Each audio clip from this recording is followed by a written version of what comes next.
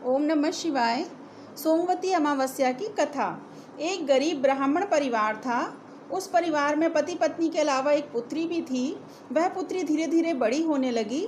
उस पुत्री में समय और बढ़ती उम्र के साथ सभी स्त्रियोचित गुणों का विकास हो रहा था।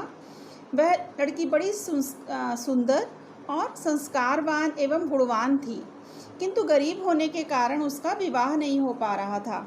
एक दिन उस ब्राह्मण के घर एक साधु महाराज पधारे।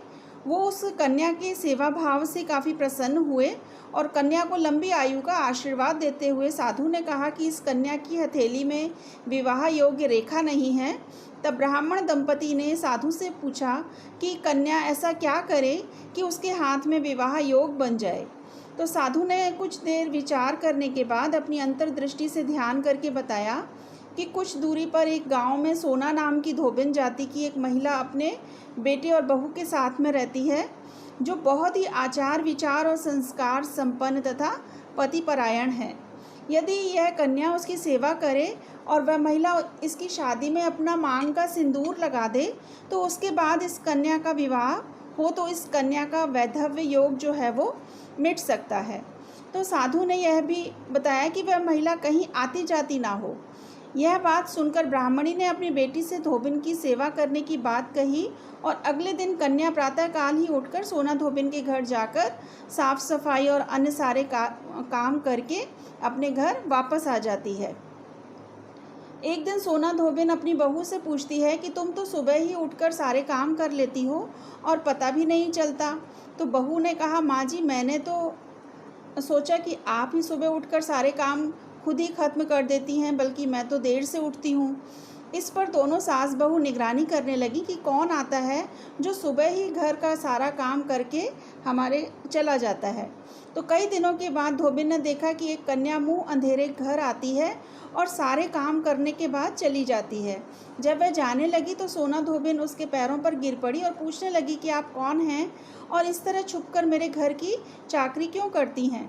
तब कन्या ने साधु द्वारा कही गई सारी बात बताई और सोना धोबिन पति परायण थी, उसमें तेज था। वह तैयार हो गई। सोना धोबिन के पति थोड़ा अस्वस्थ थे। उसने अपनी बहू से अपने लौट आने तक घर पर ही रहने को कहा। तो सोना धोबिन ने जैसे ही अपने मांग का सिंदूर उस कन्या की मांग में लगाया, उसका पति मर गया।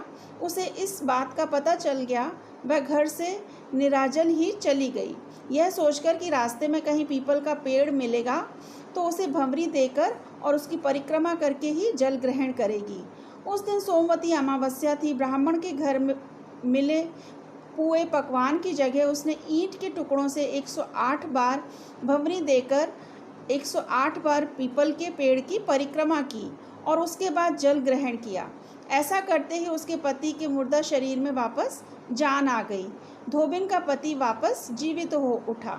इसलिए सोमवती अमावस्या के दिन से शुरू करके जो व्यक्ति हर अमावस्या के दिन भंवरी देता है, उसके सुख और सौभाग्य में वृद्धि होती है और पीपल के पेड़ में सभी देवों का वास होता है।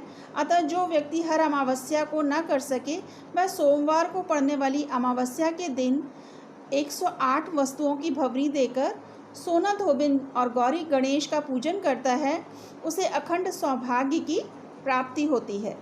ऐसी प्रचलित परंपरा है कि पहली सोमवती अमावस्या के दिन धान, पान, हल्दी, सिंदूर और सुपारी की भंवरी दी जाती है। उसके बाद की सोमवती अमावस्या को अपने सामर्थ्य के हिसाब से फल, मिठाई, सुहाग सामग्री, खाने की सामग्री इत्यादि की भंवरी दी जाती है और फिर भंवरी पर चढ़ाया गया सामान किसी सुपात्र, ब्राह्मण, ननद या अपने से किसी बुजुर्ग महिला को दिया जाता है। ओम नमः शिवाय।